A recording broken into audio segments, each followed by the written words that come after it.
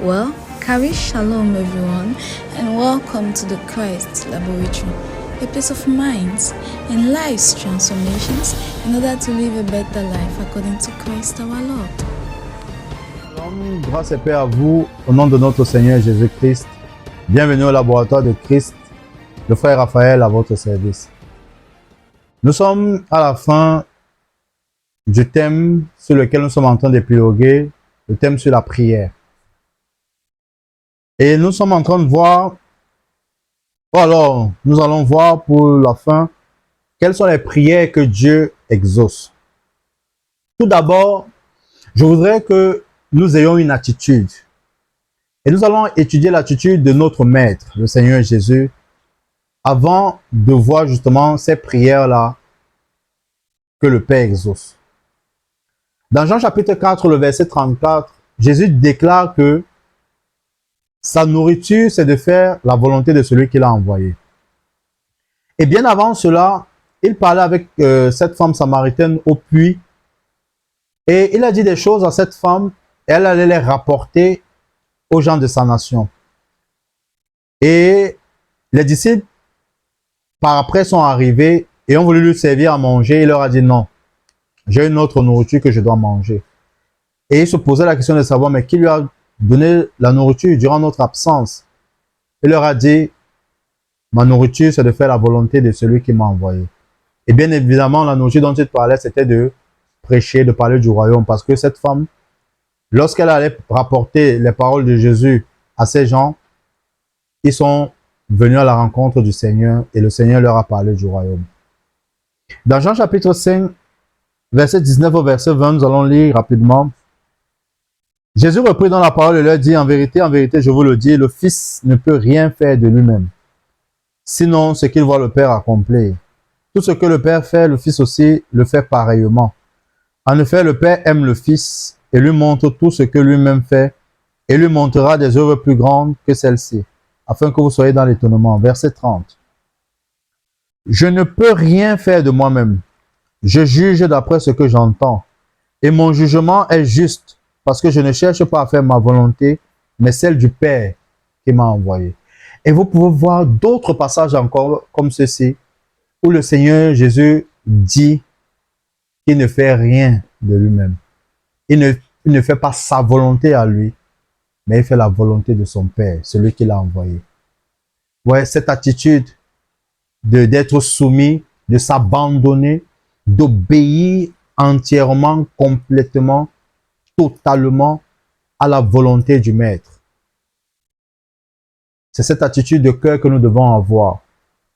Rappelez-vous à Gethsémane, quand l'heure de son départ était proche, il a prié le Père de l'éloigner de la coupe. Et il s'est ravisé en disant, toutefois, pas ma volonté, mais ta volonté. Ouais, il s'était senti faible, affaibli. Mais Dieu l'a fortifié parce que la Bible déclare que un ange lui a été envoyé pour le fortifier. Jésus voulait faire la volonté de son Père.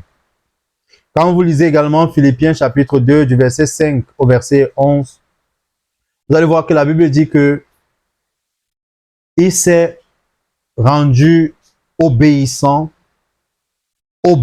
jusqu'à aller à mourir sur la croix. Et Dieu l'a souverainement élevé, lui a donné le nom qui est au-dessus de tout nom, afin qu'en son nom, tout genou fléchisse et toute langue confesse qu'il est Seigneur, à la gloire de Dieu le Père. Donc,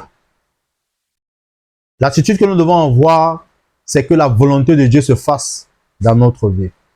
C'est que le plan de Dieu pour nous se réalise et rien d'autre. Parce que la vérité, c'est que si nous vivons, c'est grâce à lui. C'est lui qui nous donne la vie. C'est lui qui nous donne le souffle de vie. Et il ne nous a pas engendré en Christ pour rien. Pour vivre comme on veut. Pour vivre ça sort comme ça sort. Tout ce qui arrive va arriver. Non. Il nous a fait naître pour un plan, pour une mission, pour un objectif. Et nous devons nous mettre à ses pieds, sous ses pieds. Non, nous devons apprendre à ses pieds pour connaître son plan pour nous. Nous devons nous abandonner, nous soumettre à lui. Jean chapitre 15, le verset 7. Jésus déclare, « Si vous demeurez en moi et que mes paroles demeurent en vous, vous demanderez ce que vous voudrez et cela vous sera accordé. » Vous voyez, le Seigneur Jésus dit déjà ce qu'il faut faire pour que nous ayons un exaucement en nos prières. Il dit que si ces paroles demeurent en nous, tout ce que nous allons demander, cela nous sera accordé. Vous vous posez certainement la question de savoir comment. Parce qu'une fois que l'état de ton cœur, ton attitude, c'est de faire la volonté et rien que la volonté de Dieu, la vérité c'est que tout ce qui va s'en suivre, c'est l'exaucement. Et cela passe par le fait que ta mentalité, tes pensées ont été moulées à la pensée de Dieu. Et tu ne vois rien d'autre que la volonté de Dieu. Vous pourrez me dire, oui, mais tu ne sais pas de quoi tu parles. Nous avons les pressions familiales, professionnelles, sociales, dans nos foyers, n'est-ce pas? Oui, on nous demande de nous marier à tout prix, de faire des enfants, de voyager, de sortir du pays. On nous demande de faire ci ou ça.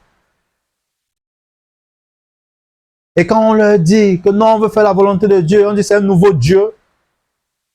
Fais, il va bénir. Fais, on va voir si ça donne, ça donne, ça ne donne pas, ça ne donne pas.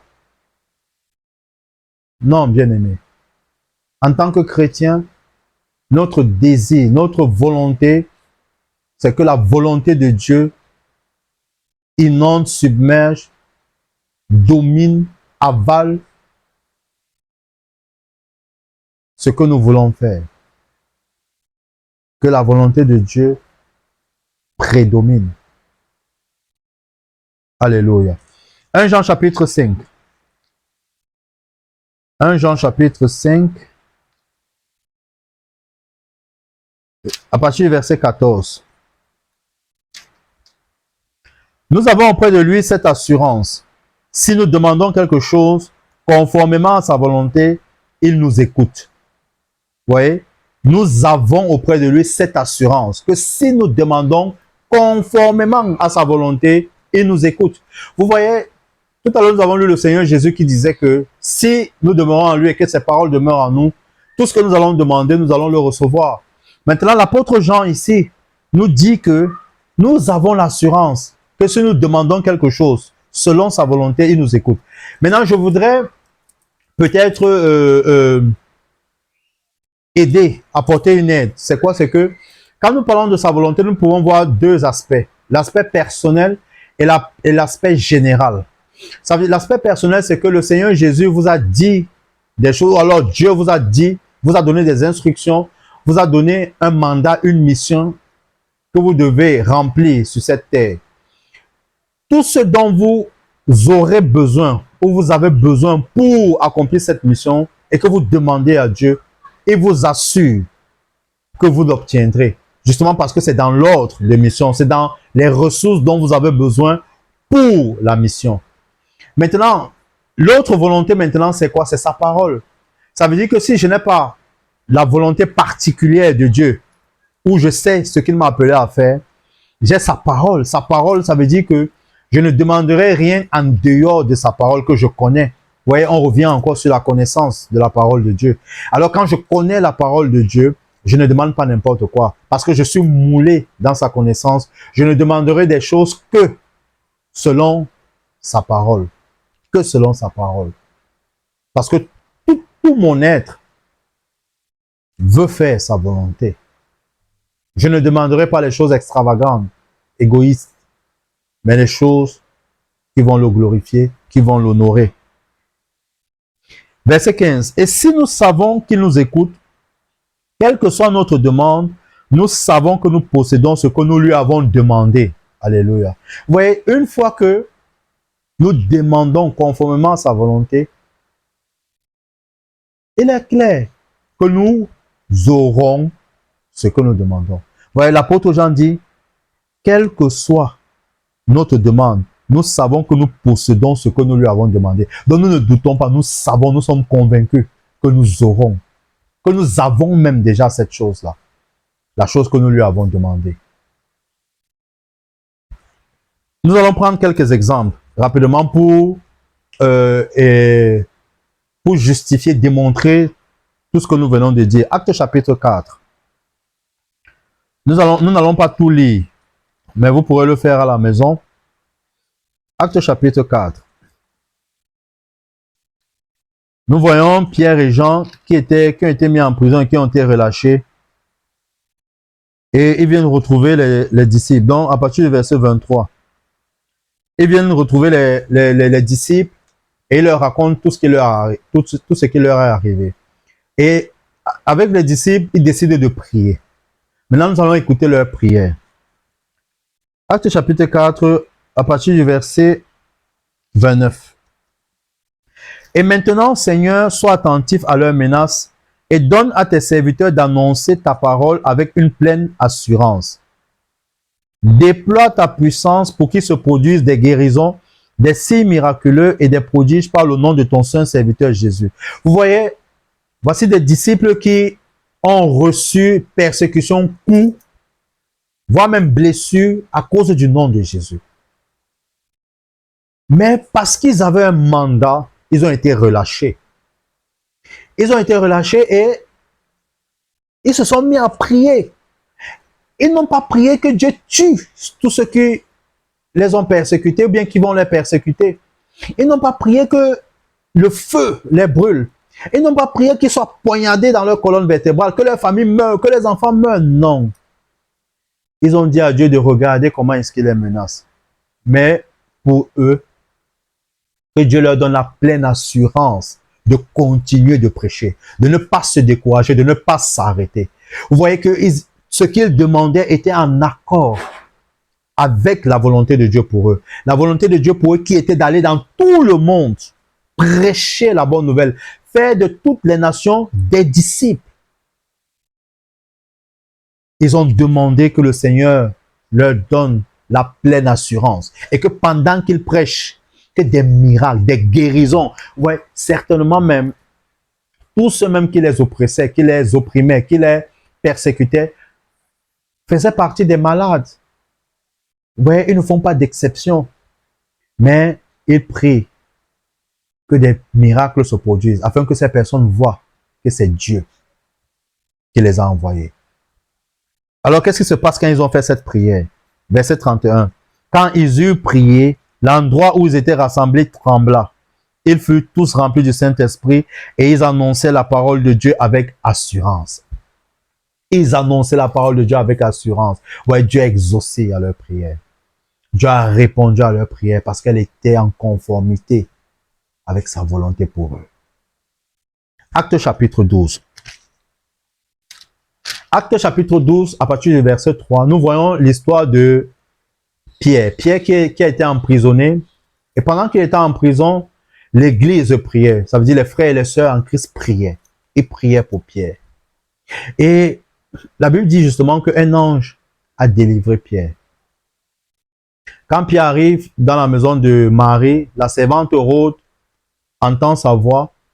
Tellement contente, elle va l'annoncer aux autres. Mais les autres ne croient pas.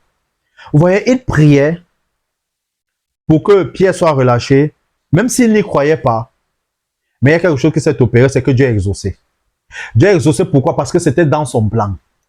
C'était dans sa volonté que Pierre soit relâché, parce que Pierre avait une grande mission. Et il fallait qu'il accomplisse sa mission. C'est pourquoi ce sujet-là pouvait être exaucé. Je peux prendre un exemple contraire. Jean-Baptiste. Jean-Baptiste a été égorgé. Pourquoi il a été égorgé? Il avait déjà fini sa mission, qui était d'annoncer, de préparer le chemin. Il avait fini sa mission. Par conséquent, il pouvait partir. Peut-être vous allez me dire, mais est-ce qu'il fallait qu'on égorge pour qu'il meure? Mais la vérité, c'est que Jésus lui-même l'a dit, il dit, n'ayez pas peur de ceux qui peuvent tuer votre corps, mais ayez peur de celui qui peut et détruire votre corps et votre âme. Qu'est-ce qui est le plus important? C'est l'âme. Il ne pouvait pas détruire l'âme. Il ne pouvait pas détruire l'âme de Jean-Baptiste, l'esprit de Jean-Baptiste. Alors, ce qui se passe, c'est que Dieu a exaucé. Je veux prendre encore un exemple dans Actes chapitre 27, où l'apôtre Paul va à Rome. Et sur le chemin, le bateau qu'ils avaient pris a eu des problèmes. Et ils ont eu peur pour leur vie. Et l'apôtre Paul a prié. Et dans sa prière, pendant qu'il priait, Dieu a envoyé un ange. Et il dit justement ça à ses interlocuteurs. Et que l'ange lui a dit qu'il devait arriver à bon port. À bon port. Parce que justement, dans la mission, Paul devait prêcher à Rome. Il devait prêcher à Rome. Alors Dieu a exaucé. Et il a dit, vous allez arriver avec assurance, sans problème, sans heurte. Et c'est ce qui s'est passé. Parce qu'ils étaient dans la volonté de Dieu. Je vais finir avec ce passage de Hébreux chapitre 4, le verset 16. Approchez donc avec assurance du trône de la grâce afin d'obtenir miséricorde, secours au moment opportun.